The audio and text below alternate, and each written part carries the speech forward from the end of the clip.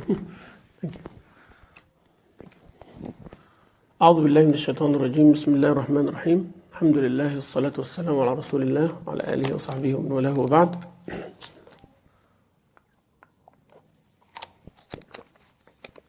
We continue with our series about women in Islam, inshallah Rabbil Alameen, and we talk about a few concepts and fundamentals to understand the difference between a man and a woman and how this relationship should be according to the way of Allah SWT and the Sunnah of Rasulullah sallallahu alayhi wa alihi wa sallam. Need to know, sisters, that Allah created us in this body, and there is a soul, and there is a mixture of emotions and likes and dislikes, desires. We are all humans like that. But Allah Azza wa Jalla gave us the system to control it, to channel it. We have the feeling or the emotion of love. You love things, you get attracted to them. You love people, you get attracted to them. And it affects this emotional attraction, physical attraction, mental attraction. But then our deen of Islam comes to restrict that or channel that. Say this is the limitation. Who is that person? What you want from that relationship, how far this attraction can go. And that's how we find our limit. And that's how we behave. That's why Rasul sallallahu alayhi wa sallam said, none of you will be a believer until you love Allah and His Rasul more than you love anything else. None of you will be a complete believer until your desire is in accordance to what I've been sent with. And Allah Azza wa Jalla says in the Quran that the worst of people are the ones who take their desires as their gods. أَرَأَيْتَ مَنِ اتَّخَذَ إِلَهَهُ هَوَاهُ أَفَأَنْتَ تَكُونُ عَلَيْهِ وَكِيلًا أَرَأَيْتَ مَنِ اتَّخَذَ إِلَهَهُ هَوَاهُ أَضَلَّهُ اللَّهُ عَلَى عِلْمٍ. Yani, do you see the one that Allah Azza wa Jalla, you see the ones that who took their desires as their gods? Ilah. The hawa become the ilah. Then you cannot be helping to them. Allah telling Rasulullah, you cannot help such a person. Yani Rasulullah himself, Allah Azza wa Jalla said, أَفَأَنْتَ تَكُونُ عَلَيْهِ وَكِيلًا. Yani you don't have any control over that person. Because their desire is what leads them, is the driving power, or the driving factor is their desire. So you cannot control that person. The minute they say, you know what, I desire such and such, but Allah does not want it, they stop, then you can talk to them. But if somebody is blinded by their desire, how you can guide them? You tell them Allah says, but I want this. The Prophet says, but I don't like this. So there is no way to convince such a person. The only way is that they want to fulfill their desire. Is that point clear? So when a person wants something and they will not stop until they get what they want, nobody on the face of earth can convince them otherwise. I'm not saying nobody can stop them. I'm not saying that. People can stop, people put people in jail, people kill people, right? Because they're opposite. That's not what we're talking about here. What I'm talking about is, how can you reason with someone who says, unless I get what I want, I'm not going to be quiet? Suggest for me, if there is a way in your head, The only way is to suppress, by power, by force. And that does not solve the problem. It doesn't solve any problem. So as long as me or you, better than Adam, plus he made the analysis, he made the conclusion, and he made the judgment, and that's what I'm going to do. That's it. That's why Allah said, then there is no talking. You are cursed forever. That's it. Finish the deal. Okay? So, but we are not God, and we are not supposed to act like shaitan. You are not God, right? So you can curse people from goodness, shun them away from goodness, because you're not God. You cannot do that. Even it doesn't matter how bad they are. And you're not supposed to be like the devil, stubborn, This is my way, this is what I think, that's what I believe, and that's what I'm going to do. Okay? And this goes for both men and women. There is no difference here between men and women. Okay? That's why to tame this, Allah created us with these emotions like that, with likes and dislikes. I want to do certain things. But there has to be limit. There has to be responsibility and commitment. I come today for the class. I had a phone call that actually doesn't make me feel good right now. And that's why I got delayed from the class, and I was about to be delayed even more. Maybe I canceled the class. But I had to put a stop because, you weigh issues while you are driven by your desire, by your likes and dislikes, then something has to stop you, right? All these sisters here, they came to learn. And I am the teacher. So my personal things should not take the best of me to prevent me from doing what I'm supposed to do. I know you'll be understanding if, something comes, but why?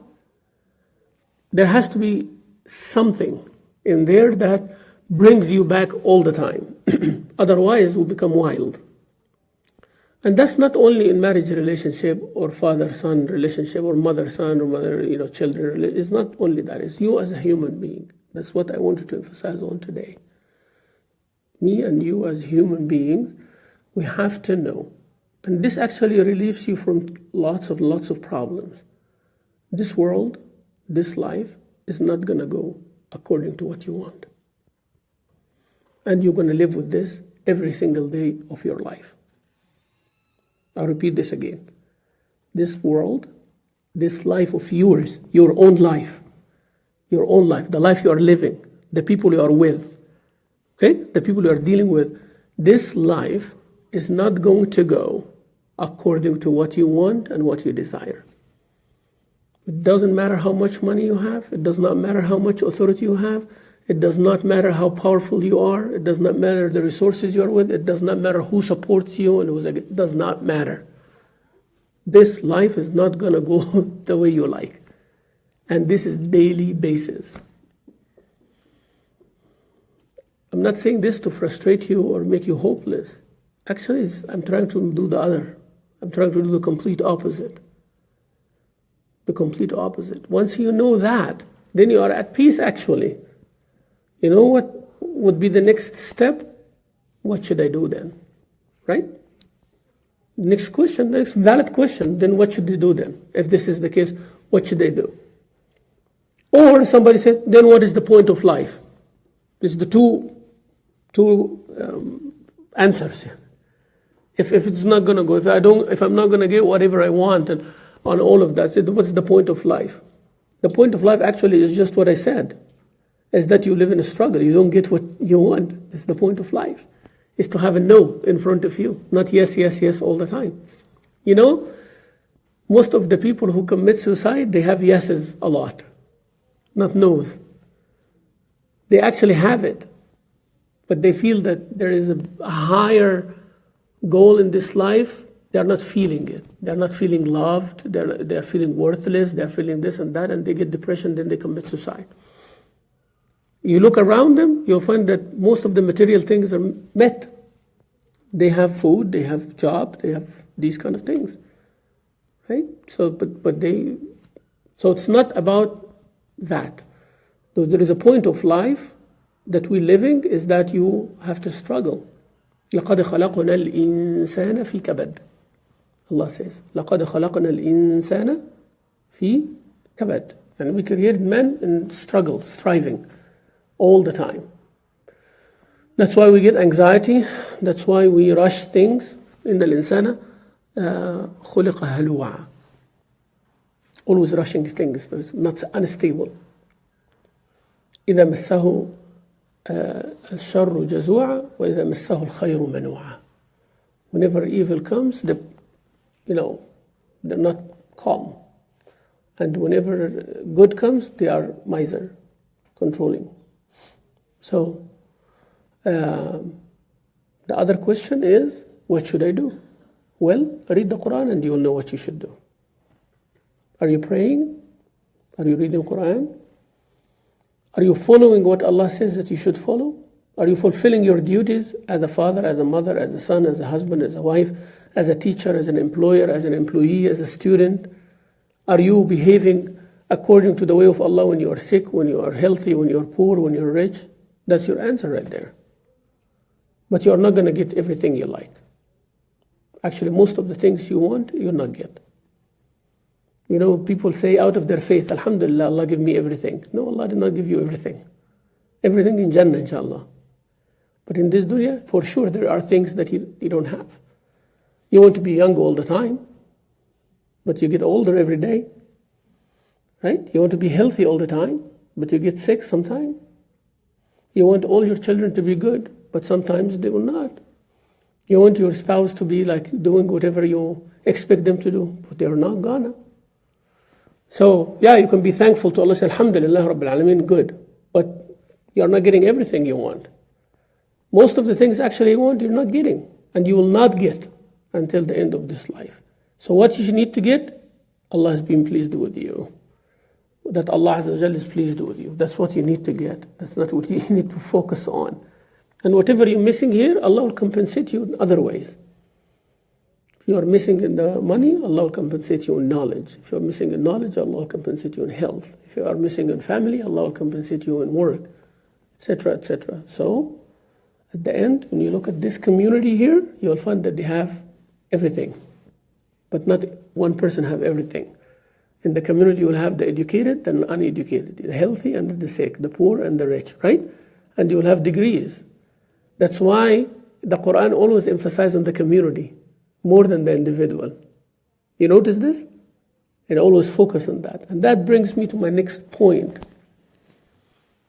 That you look to yourself as a member of a group. As a member of a group. It doesn't matter how small or how big, but you are a member of a group. So, why I'm saying this? Because this group is what will give you the energy, will supply you with the hope and the energy. But if it is about you, then you are not going to be satisfied. If everything is about you. No. What I give to the group is more emphasized. What do you give to the group? That group can be your family. So what am I giving to the group? Yeah, you are not getting much because you are focused on certain things. You are focused only on certain things. And that's why you will feel you are not getting them. And this happens with a husband, this happens with a wife. Both. They think like that. So if I am expecting certain things from my marriage, and I'm not getting them, then I'm not happy. I'm not happy. I'm expecting to come home and I'm expecting that there is a meal, but when I come and there is no meal, I'm not happy. I did not ask, is my wife tired or not? What happened? Maybe there is something, but it's about me, right? So I'm expecting something and I didn't get it. So it's about me, what I get. I don't need to focus on that. I need to focus on how I'm giving. So I wake up in the morning and the list in my head, what should I give to this family? Okay, what should I give to this family? If my wife wakes up with the same thing, if my daughter wakes up with the same idea, if my son wakes up with the same idea, then things will be done. Everybody is going to be getting things, but their focus is not what they're getting. Their focus is what they're giving. Okay, so you might end up giving all your life, but actually you are getting. You know what are you getting? Of course, but you are getting something as a human also. So it's your satisfaction that you are a giver, that you are a giver. But we forget that one. We don't focus on that one. Right? My sister, I have 3 of my sisters sitting here today. 3 of my sisters sitting here today. One of them, she knows, she will know herself. But one of them gave me one time a very good idea, exactly what I'm talking about today. See, you don't have to have a scholar to advise you the good advice that changes your life. You don't have to have a scholar like that. But it can be a casual advice, right? Something like that. But then you make sense out of it in a different way, right? You relate to it. So I go and I work and I build a masjid. Then after that, I get kicked out of it That happened 3-4 times in my life, right? Yeah, here, yeah. So people get come, help us. You're the big sheikh. Everybody talk to the sheikh. Sheikh is our leader, right? Until, things stand up from a mobile home to a center. You fundraise, you polarize the community, you bring everything. And once you do that, then you start, voicing your vision or your opinion or saying, right, and we're going to say, you know what, you're just an employee. You like it, you stay. You don't like it, you get out of here.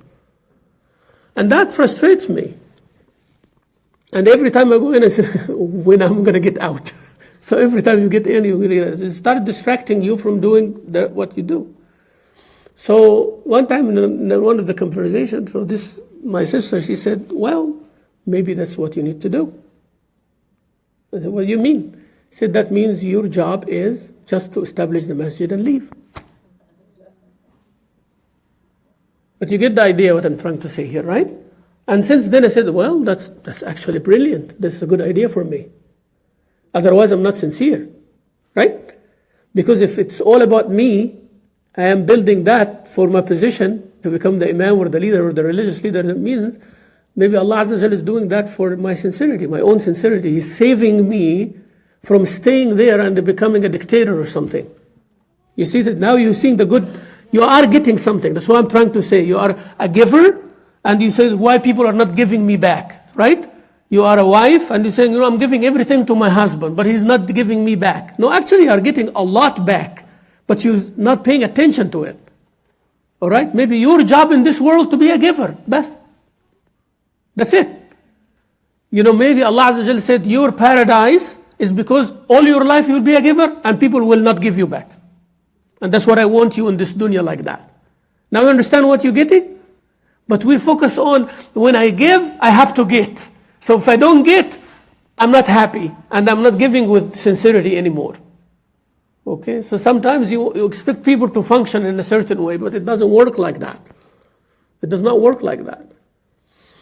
So if all of us understand, then we'll know, yeah, maybe your job is just to do that. Maybe this is what Allah used you for, because nobody can do it better than you. This is the part that you do better than anybody else.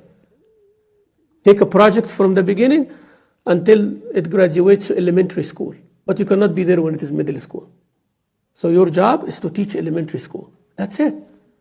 You go middle school, they don't want you there. Okay? So your job is only to take people from this point A to point B. Somebody else's job is to stay with them from B until the grave. Maybe. Maybe someone, their job only is to deal with them one day before they die. That is their job. Somebody only deal with terminally sick people before they die.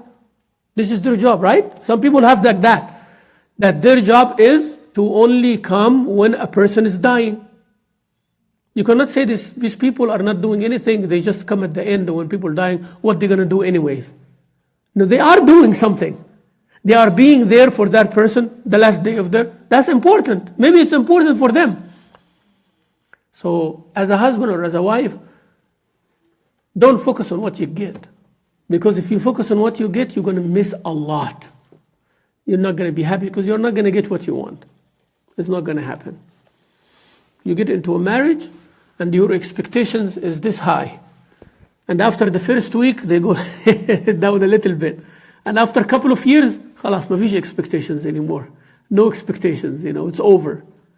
Right? So instead of you punishing yourself for the rest of your life, no, focus on that concept I just told you. Are you good with Allah Azza wa Jal? Is your relationship with Allah good? That's number one. Number two, are you doing what Allah Azza wa Jal wants you to do in that position? As the husband, as the wife, as the daughter, as like that? Number three, are you safe? Like, you are in a normal or an average relationship with it's good and bad. Now, if you are abused or you are, violated, or this is another story. We're not saying that you have to accept that. I'm not saying this, right? When it reaches to this abuse, right? Then we're not talking about a safe relationship anymore. Yeah? So what we're talking about is this relationship that goes up and down and fights and this and that, misunderstanding, or I'm angry, I'm not happy for a couple of days, this kind of thing. So don't focus on what you get. Focus more on what you give. But what you get is your right, yes. But as I said, always remember that Allah SWT is the one who plans life for us. So it's not, you will get everything what you like. Also, there is another point, which is the difference between what I want and what I like. What I want and what I like. Or what needs to be done and what should have been done, or what I wanted to be done and what needs to be done. So I can put it in different ways. What I want to be done and what needs to be done. Two different things, right? What you want to be done, not necessarily is the right thing.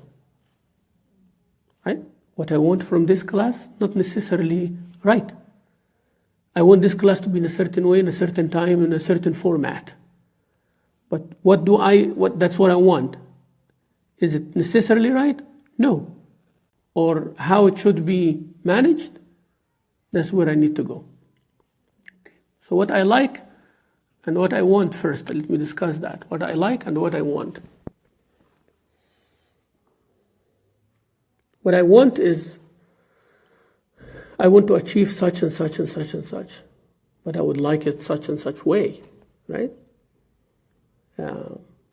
Or let's be more precise, what I like to drive. I like to drive a fancy car. I like to drive an expensive car. That's what I like. Do I need that though? Do I need it? No. Right? So like and need. So if I don't need it, then I have to say what I want. I want a car, but I like a fancy car. So what I want is a car.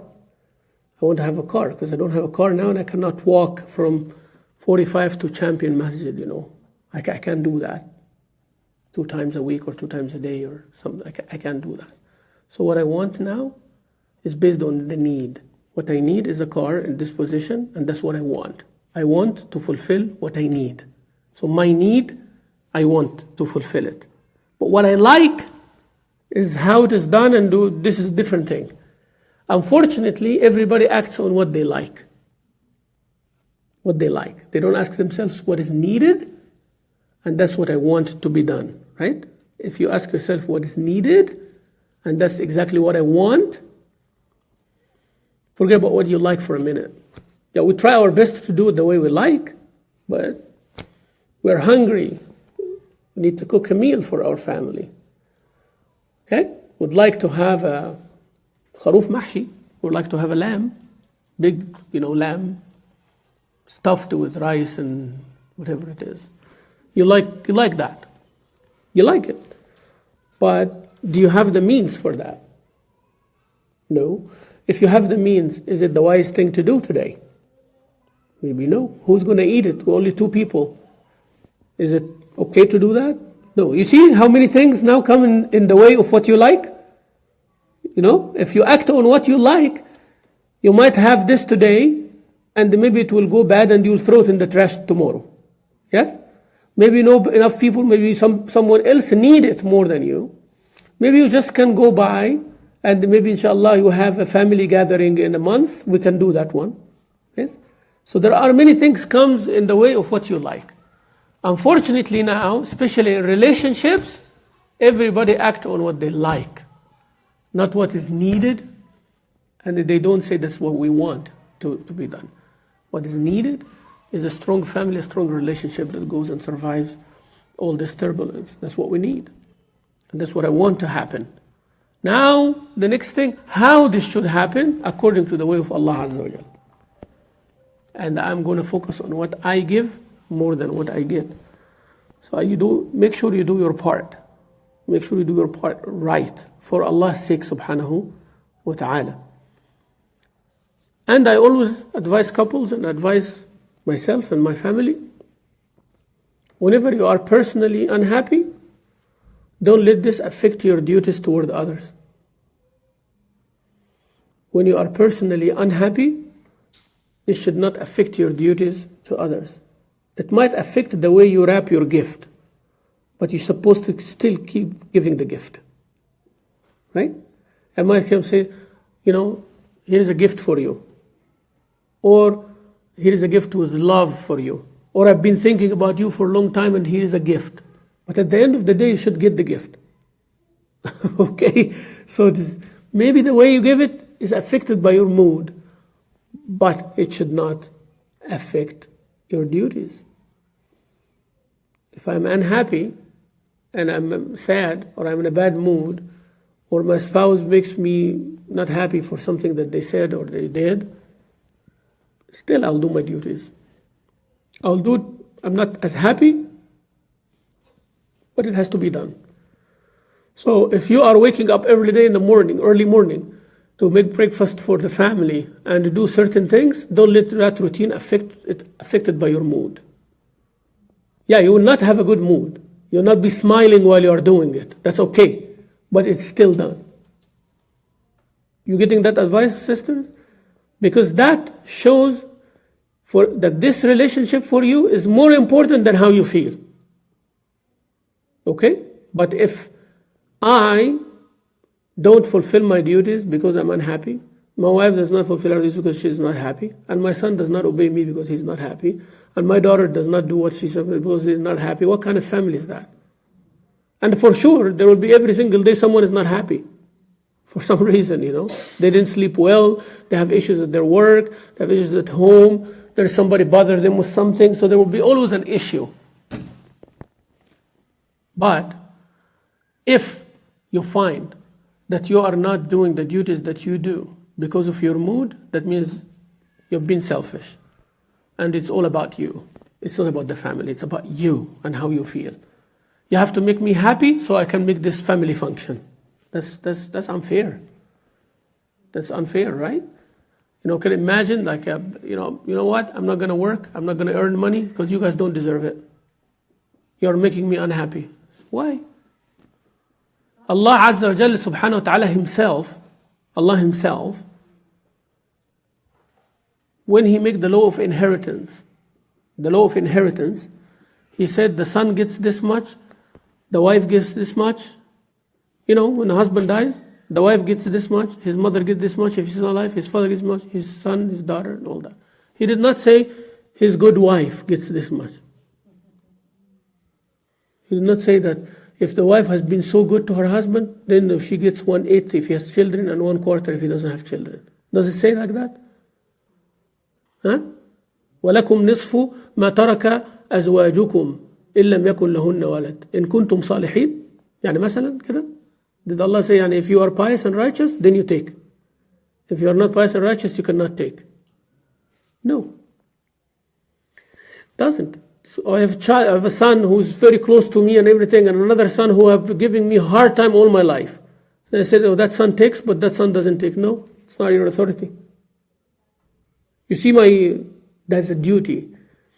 So Allah does not, that's why this inheritance law came very precise in the Quran, because Allah does not want us to act based on our emotions, to give people the right. This is the right given them by Allah Azza wa Jalla. What they do with that money, they'll be accounted for it.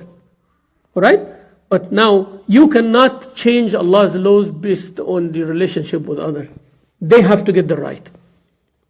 I'm just giving you a very clear example. They have to get the right. Okay? So the wife has to give her husband his right. The husband has to give his wife her right. Children have to give their parents their right. Parents have to give their children their right. As long as it is possible to be given. Now how you feel, how they make you feel, that's another strategy. I mean, they have to talk about it. Another strategy to change that, talk to each other, show extra ihsan, I love you, this shouldn't be like that, let's talk about it. These are strategies to manage this situation, for it not to continue negatively like that. This is another story though. But you are not going to deny people their right because this is how you feel now. I hope this point is very clear. It is not about you. It is about a family. It's about a relationship. I told you, if it's about me, I shouldn't even continue it for half hour on that phone call, with you waiting here. Because that's your right. That can wait. But this should not be cancelled without a big emergency or something. But when we get involved, we all do that mistake, all of us. get involved, emotionally involved in something, it becomes about us. And then unintentionally we're trying to control other people by emotionally manipulating them. And by the way, women are not the only ones who are emotionally manipulated, as you might think, Men too. Emotional manipulation is a bad game.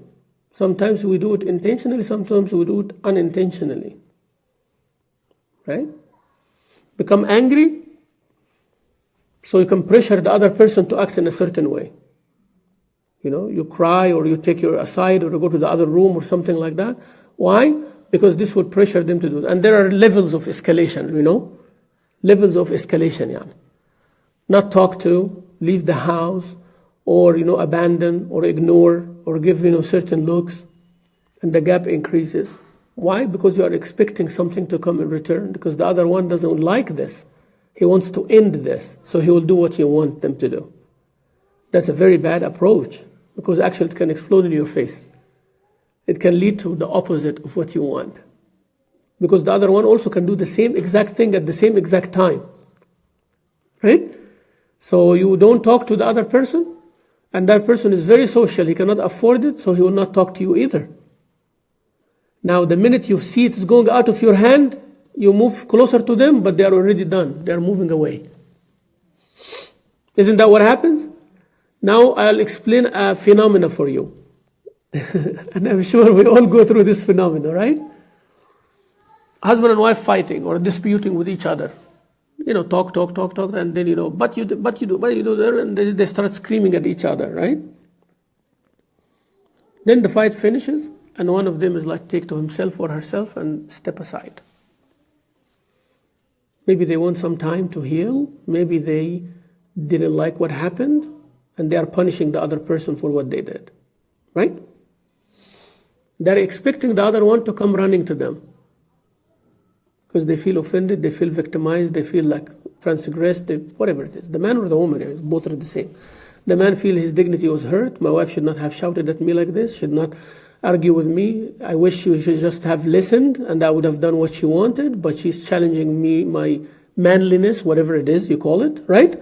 And that's why I was angry. I wish that she was just quiet, right? Being a good wife, that's his. I'm not saying that this is the right thing. I'm just saying that's the man's thinking, right? But I'm injured now. I'm hurt. She hurt my dignity, right? So he doesn't talk to her. While the other side, why he shouts at me like this? You think I'm a servant or something? Why he had to put me down? Why I have to fight for myself? I have to this and that. I'll not talk to him until he comes and apologizes. Because she feels that she's the one transgressed. And he feels he's the one transgressed too. Right? So he says, you know what, I will not talk until she comes to me and she, does this, and then, I will give her a few words of reprimanding, like a man, as a man. And then, things will get over and fine. That's his analogy. That's what he thinks it's going to happen, while she's thinking completely different, right? Then comes the patience game, right? Comes the who is longer breath, yani. Who's going to last longer, okay? And they both believe it or not, in the depth of their heart, they're both afraid to lose this relationship. That's a real thing. But each one of them has the ego or the dignity that the other one has to make the first move. Right? So that phenomena is there. Don't think too much at that time. And I say that to both men and women. Don't think too much at that time. Just finish it right there. If you think too much, it's not going to end up good. I don't know why we were fighting. I'm sorry if this and that, and that's okay. Doesn't matter who's right, who's wrong. Just let's fix this. Just don't wait. Right?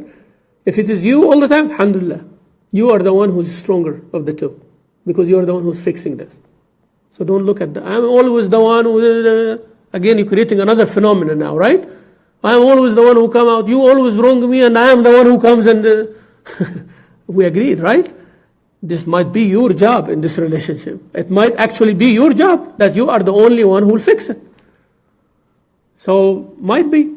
Some people look at it as this is not fair. Fine, you can look at it like that, but where this is going to take you? Ask yourself. Oh, well, this is not fair that I'm always the woman and I'm always the one who's fixing this. It's not fair. Well, okay, it's not fair. Then where is it not going to take you? Okay? You can bring the best out of the other person. You can say, I'm fair, and get out of it and find another relationship. It might work, it might not work. It might be worse, it might be better. Might be. Go try. If this is what you want. But that's not fair, actually. Because now you are thinking about yourself only. Again, I'm going to emphasize. We're not talking about abusive relationships. We're not talking about things that doesn't work. There are things that everybody can tell you by all means, this is not going to work, right? We're not talking about those. We're talking about normal relationship within the normal sphere. Another phenomenon for you. I know it's very, very funny. It's very interesting too, because all of us in this, it's not like I'm the master guru thing here and you all having that problem and I don't. No, actually it's everybody. The Prophet himself, sallallahu alaihi wasallam, had these issues too. And I'll give you an example in a minute. Sometimes one of the spouses is the one who is angry and the other one is quiet. Right? And not necessarily, again, it is always the man who is angry and the woman is quiet. Again, this is a misconception. Yani. It happens the other way more often than you even think. Okay?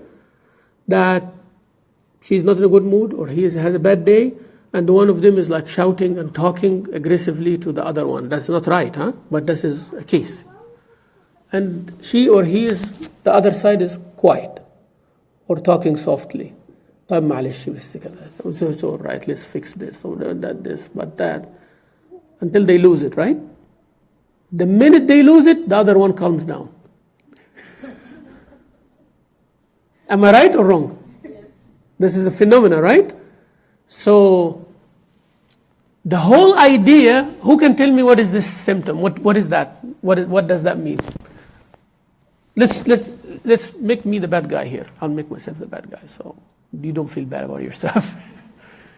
If I'm talking, not only to the spouse, by the way, to anybody, right? I have issues with. Saying, you did this and you do this, you are always like that. I swear to God, you're like this. And they are calm. They're trying to compose themselves. They're trying to, and the more they are the calmer they are, the more agitated I become, right? Until they shout or something like that, then I calm down. Why was that? Think. If we find out why is that, then we'll watch ourselves next time. Trust me. Why is that? Huh? No. Is it because this is what you wanted? You wanted this other person to become angry? So you continue until that person became angry? But why did that? I know what you're saying is right, but there's something caused this. Like you unintentionally wanted the person in front of you to be angry. Right? If you make me angry, I'll make you angry. That's one reason. The bad guy. No, that's the reason. What you said is the reason. You made me angry, I'll make you angry. That's the reason, right? And that's what is happening. You described what is happening. What is happening is, I just described it. Like I keep pushing you until you are intimidated, then I am calm as if that was the goal. But why that was the goal? Why?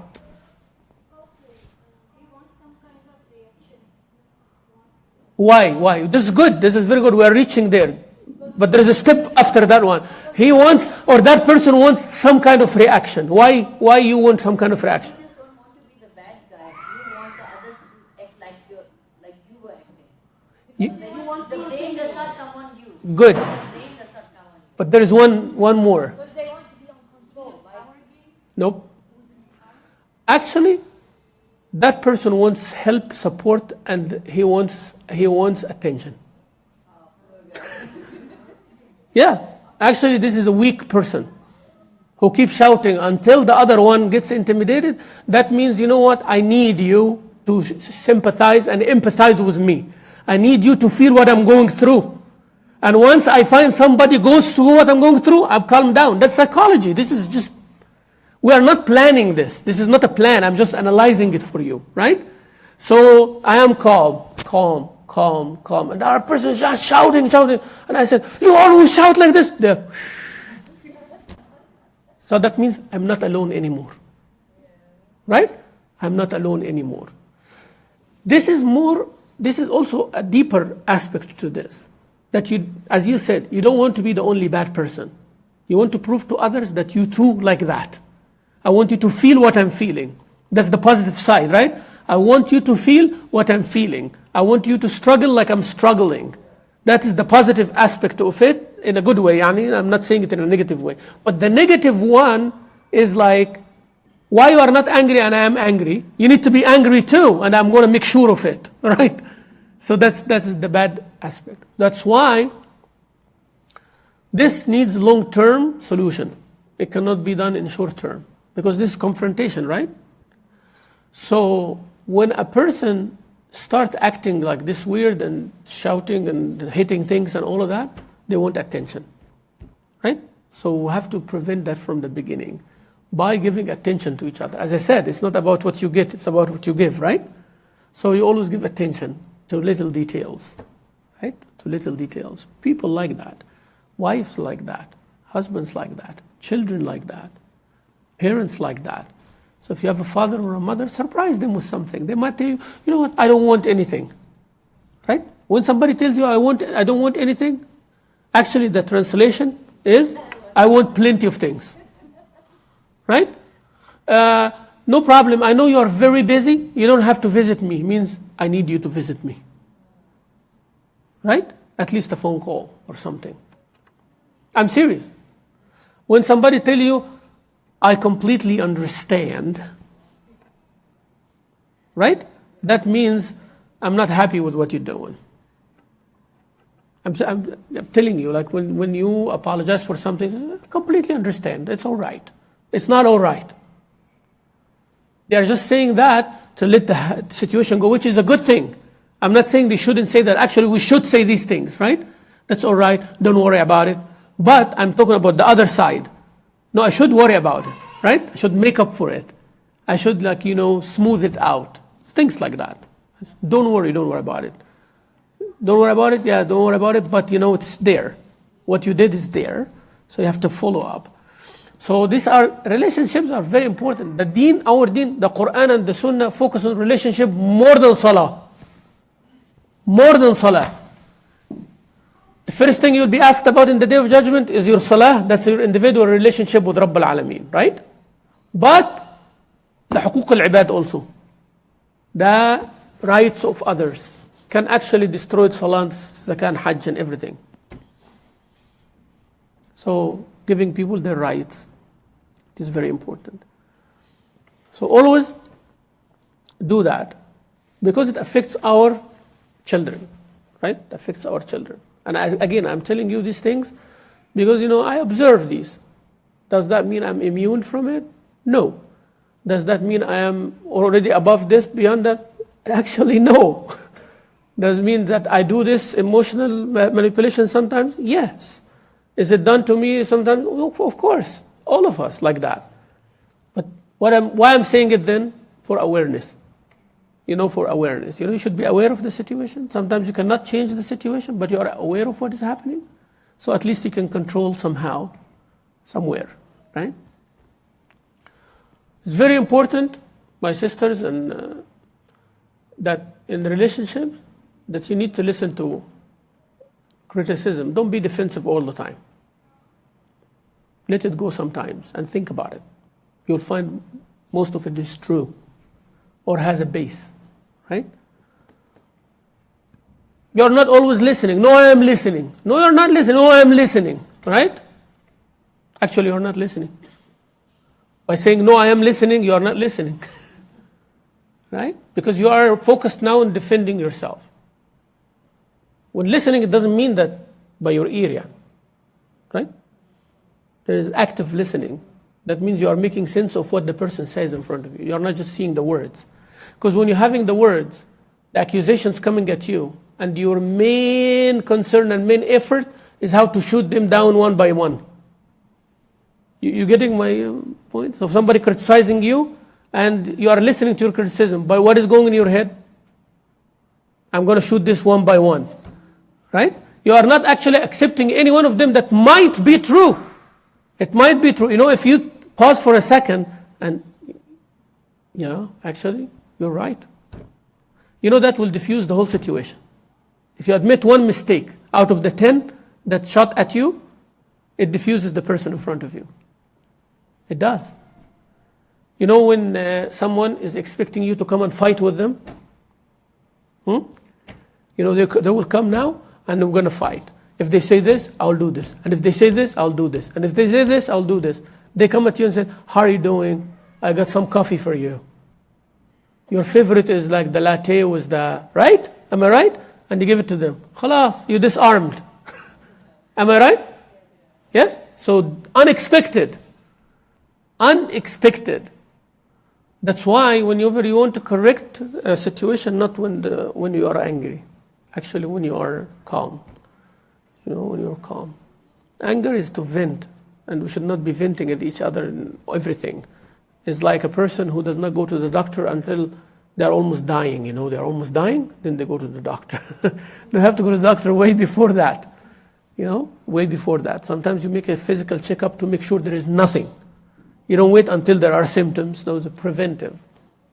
That's why I said long-term solution for all these relationships. And sisters, you are the best in doing this, by the way, not the men. I told you before, we as men, selfishness is one trait, one main characteristic that we are created with, self-centered. And if there is no deen of Islam, there are no rules, it would become the worst. The only thing that tames that for a man is the deen, is the Quran, is the Sunnah of Rasulullah SAW. The best of you is the best to their family, and I am the best to my family. When your wife is this, be calm, be this, be that. Advice to the man to take care of his wife more, right? Why? Because their nature is opposite to it. The nature of the man is controlling, strong, physical, and all that, right? This is the nature of the man. Nature of the woman is the complete opposite, right? Is soft, is emotional, is compassionate. That's why the man can abuse the woman easier, right? Can manipulate her easier, can take advantage of her easier. She can do the same. So it's very important. So these need long-term relationship, long-term solution, long-term cure. That long-term cure by understanding each other, by doing activities with each other, by reaching out to each other, by doing all of these things. Your behavior, like your want and don't want. And this is one of the aspects of the nafs, yes. Yeah. The nafs desiring to do certain things. So the desire is one of the behaviors of the nafs. Yeah. So it's very, very, very important. So long-term maintenance. Long-term maintenance. But, as I told you, one of the main traits is when one of the parties, as I said, it doesn't have to be spouse, it doesn't have to be marriage. But when you see the other side that you care about or that you are involved with or that you have an issue with, quiet, silent, don't increase your pressure. Right? Because what's going to happen is that they are not going to be silent, right? They are going to come back at you, and then you calm down, but sometimes it is late. I explained the phenomena for you, right? So that person shouts. When the other person started becoming angry, they calm down, all right? But sometimes they calm down while it's too late because you already triggered the monster, right? Who was calm. So when a person is calm and you are attacking, and they are calm, stop your attack while they're still calm. Seriously, while they're still calm. Mostly husbands do that. Husbands, they are the ones attacking, right? Criticizing and talking, and the sister is miskeen, calm. I'm saying that generally, in general, this is the case. A man should stop while she's still calm. Once she's intimidated, then you unleash the problem.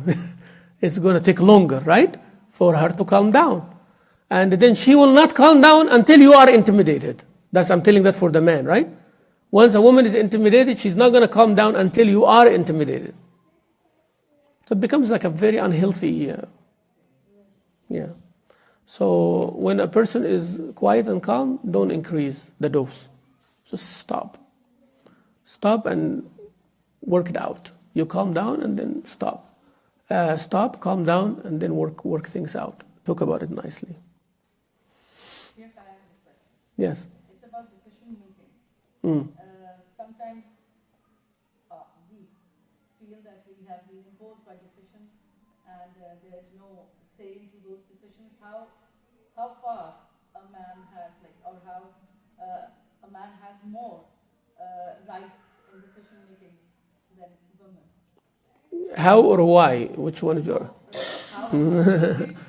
Yeah, as I mentioned in the previous two sessions, when Allah Azza Jal created, Allah said, أَلَا يَعْلَمُ مَنْ خَلَقَ وَهُوَ اللَّطِيفُ الْخَبِيرُ. Yani Allah Azza Jal is the one who has the knowledge and has of the whereabouts of both the man and the woman. مَا خَلَقَ الذَّكَرَ وَالْأُنْثَى. They are not the same. And because they are not the same, or Allah created them to be not the same, to serve a goal, to establish a family and serve Allah Azza wa Jal. They have to be different. And because of their differences, the responsibilities become different. Are you following the thread here? I'm trying to make a logical analogy. So Allah Azza wa Jal is the one who knows His creation very well. Allah created, Allah has a goal to be worshipped and to have more people to worship Him. So Allah created a human being called the male and another human being called the female, right? To fulfill that out of His wisdom and out of His knowledge, subhanahu wa ta'ala. They are physically different and their role has to be different. So their role to serve has to be different, physically, emotionally, psychologically, financially, everything. So Allah Azza wa Jalla gives the responsibility. Now comes the main aspect when we ask why and all of that. Someone has to take the lead and someone has to follow, right? Both cannot take the lead. And not everything has to have a partner decision. Because we assume things and then we judge based on it, right? So Allah Azza wa Jalla said, I know whom I'm created, and I'm giving the man the leadership of doing the responsibility, because he has more reasoning, he has more physical, he has more things like that, to take rational decisions and not to be emotional, all these things, right? So under tough situations, you find the man is strong and all of that. But under very simple situations, the woman start crying and collapses, right? So this is how, this is not, doesn't mean weakness and this doesn't mean strength. Each one of them have their own weakness and each one of them have their own strength. So comes the answer for that is, not necessarily having more decision-making abilities makes you a better person. Actually, it makes you more responsible. And the other person who's not making the decision, who's just following the decisions, maybe your job is actually more important. You don't need to bother about making the decision and satisfying this and thinking about that. You have more to give on another arena, which is the emotional arena, the caretaking arena, the arena of loving and caring and all of that. Now, this will be disturbed by the decision-making efforts, right? The decision-making efforts. A man, to make the decision, they start thinking and analyzing and overanalyzing and all of these things, right? Then they'll just go to bed and sleep. And then will continue thinking in the morning. An issue bothering you, you will not sleep at night. As a woman, yeah. Right? And if you don't sleep at night, means you're sleep deprived, you will not think right. Plus being emotional, to start with. I'm not saying that the woman here is inferior and the man is superior, that's why he's making the decision and all that. But Allah Azza wa Jalla assigns the man to take care of certain things and the woman to take care of certain things, and they're both different from each other. So this ship can sail and can go through. Right?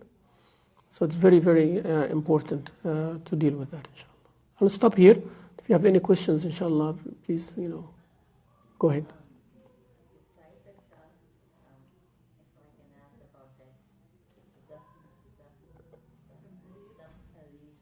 Well, Rasul sallallahu alayhi wasallam said, the Jahannam had 2 times that it breathes, one in the summer and one in the winter. And that's what you find the hottest day in the summer and the coldest day in the winter. Depends where you are, of course. يعني نستعيذ بالله من حر جهنم ومن زمهرير جهنم. يعني we ask Allah Azza wa Jalla, when we have that hottest day, you say, Allahumma inni a'udhu bika min harri jahannam. Ya Allah, I seek refuge in you from the heat of the fire. This dua is Hadith, yeah. Sunnah. Sunnah, yes. يعني Rasul sallallahu alaihi wasallam did not say exactly what you say, but he said you seek refuge in Allah from that. So you responded by seeking refuge in Allah from that. You know, يعني Allah Azza wa Jalla says in the Quran, when you start reading the Quran, فَاسْتَعِذْ بِاللَّهِ مِنَ الشَّيْطَانِ الرَّجِيمِ. That's an order, right? So how you respond? أعوذ بالله من الشيطان الرجيم. يعني it did not tell you when you read the Quran, say أعوذ بالله من الشيطان الرجيم. Quran did not say that, right? فإذا قرأت القرآن فقل أعوذ بالله من الشيطان الرجيم. Did not say that. Quran did not give you that exact dua, but told you the order, what to make dua with, and then you respond. Right? واستغفر لذنبك. That's the order. Then you say أستغفر الله من كل ذنب. Right? فسبح بحمد ربك واستغفر. Then you say Subhanallah, Astaghfirullah. You get the idea, right? So Rasul sallallahu alaihi wasallam said, then seek refuge in Allah from that. Then we seek refuge in Allah and say أعوذ بالله من حر جهنم. So we seek refuge in Allah from the heat of the fire, if it is the hottest day, and we seek refuge in Allah from the coldest day and say أعوذ بك من زمهرير جهنم. Because Jahannam, the punishment in it is not only extreme heat, but extreme cold as well. And extreme heat and extreme cold, they lead to the same result, by the way. They burn the skin, right? So liquid nitrogen will do the same thing, like, strong fire. So you go both extremes, right? That's why the punishment of Qawm Aad was the cold wind that made them hollow from inside. Like nitrogen, like liquid nitrogen, ريح صرصر عاتية. صرصر عاتية يعني very cold wind, powerful wind. كأنهم أعجاز نخل خاوية. The trunk of a tree, but it is hollow from inside. It's empty, so if you put your finger through it, it will go through. So they were dried out with that cold wind like this. So find the shape of the people, but if you hit it, they become dust, right? So this is the Zamharir mentioned in the Quran. And is there any mention that this is specific for any kind of people or no? Say it again? Is it like mentioned that if this kind of Jahannam is specific for such and such people, or there's no mention? No. In the Quran, it mentioned different عذاب. ما سلككم في سقر. Those who were not, they were kafir, they abandoned all the deen, and they said we were not praying and we were not giving the miskin and all of that. They are in the saqar. وَيْلٌ لِكُلِّ هُمَزَةٍ لُمَزَةٍ. The people who are, hurting others by slandering them and all of that, they will have عذاب فالحطمة, crushing punishment.